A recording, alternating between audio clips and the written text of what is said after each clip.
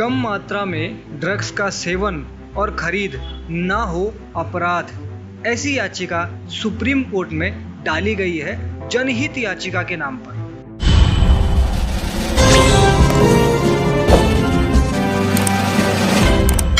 नमस्कार, मैं मनीष भारद्वाज प्रशासक समिति के YouTube चैनल में आप सभी का हार्दिक स्वागत करता हूं। दोस्तों, आप सबको जानकर आश्चर्य होगा कि ड्रग्स के कम मात्रा में सेवन और खरीद को अपराध की श्रेणी में ना रखा जाए, ऐसा बोलकर जनहित याचिका डाली गई है। जी हाँ, इस याचिका का नाम जनहित याचिका है, परंतु कहाँ इसमें जनता का हित है ये समझ नहीं आता।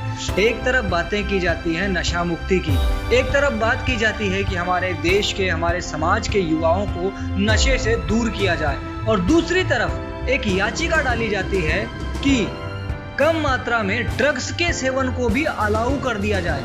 अब ये कौन देखेगा कि मात्रा कम है या ज्यादा है? जिस तरह गुटखे बिकते हैं वो उसी प्रकार से बिकेगा, और कैसे बिकेगा? अब किसको पता है कि किसी ने एक ही पैकेट खरीदा है कि 2 खरीदा है कि 10 खरीदा है कि 50 खरीदा है? जब आप ड्रग्स की खरीद और उसके सेवन को ऑर्गेनाइज्ड, लीगलाइज कर दोगे, उसके बाद आप कैसे रोक पाएंगे इसके सेवन को? हमारे युवा किस प्रकार ड्रग्स और नशे का आदी हो चुका है और कितना बहक चुका है ये हम सभी जानते हैं, और ये आने वाले समय में हमारे देश के लिए कितना खतरनाक हो सकता है, क्योंकि हमारा देश युवा देश कहा जाता है। जब हमारे देश के युवा को ही नशे का आदी बना दिया जाएगा तो हमारा देश नशेड़ी देश बन जाएगा। ये इस प्रकार की याचिका लगाने वालों को तो तुरंत फटकार लगाकर 2 जूते मारकर बाहर कर देना चाहिए, लेकिन ऐसी याचिकाओं पर भी सुनवाई होती है। राजीव दीक्षित जी का एक वीडियो सुना था काफी समय पहले, जिसमें उन्होंने कहा था कि अंग्रेजों ने हमारे देश में आकर हमारे देश को लूटा, बलात्कार किए, वो भी कानून बना कर। अब आप सोच रहे होंगे कि ये राजीव दीक्षित जी की और अंग्रेजों की बात को हम क्यों बीच में ला रहे हैं। तो ये इसलिए ला रहे हैं कि उस समय अंग्रेज हमारे देश में गलत काम करने के लिए कानून बना देते थे, ताकि उनके अफसरों को कोई पकड़ ना सके, भले वो कुछ भी करें, चाहे लोगों को लूटें, बलात्कार करें।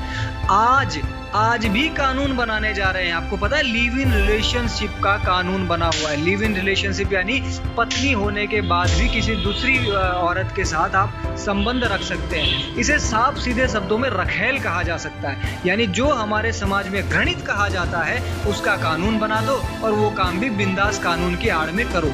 अब ड्रग्स को भी, यानी कम मात्रा में, नाम तो कम मात्रा का है कि कम मात्रा में ड्रग्स की सेवन और खरीद को लीगलाइज कर दिया जाए, उसको अपराध की श्रेणी में ना लिया जाए। लेकिन यही कम मात्रा कब ज्यादा हो जाएगी और कब हमारा युवा बर्बाद हो जाएगा इस नशे की आड़ में, कौन बता सकता है? तो ये किस प्रकार से खेल चल रहे हैं, ये किस प्रकार के षड्यंत्र चल रहे हैं हमारे देश को बर्बाद करने के, ये हमें समझना होगा, जनता को जागरूक होना होगा। और अब ये समझ लो कि आपकी रक्षा करने के लिए कोई नहीं है, ना कोई कानून, ना सरकार, ना प्रशासन।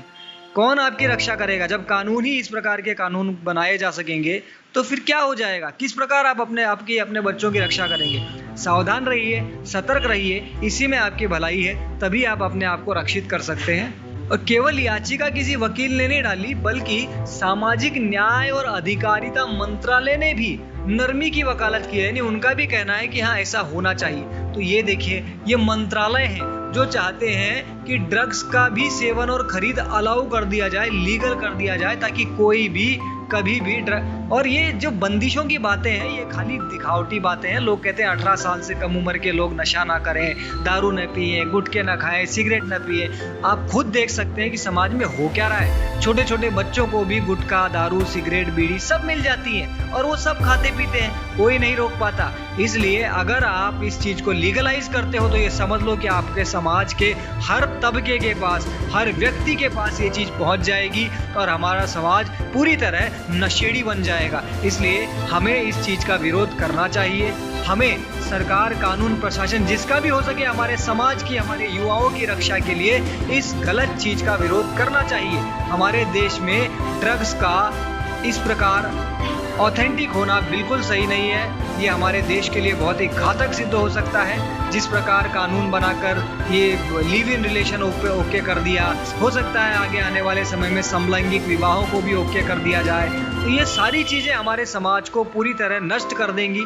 हमें इनका विरोध करना चाहिए, हमें इनके विरुद्ध आवाज़ उठानी चाहिए, वरना ये कानून बनकर उसी प्रकार जैसे अंग्रेज कानून बना के हमारे देश को लूटते आए, हमारे देश को बर्बाद करते आए, आज भी इसी प्रकार के अलग अलग कानून बन के हमारे देश को इतना बर्बाद कर दिया जाएगा कि आने वाले समय में इस देश को वापस ठीक करना संभव ही नहीं हो पाएगा।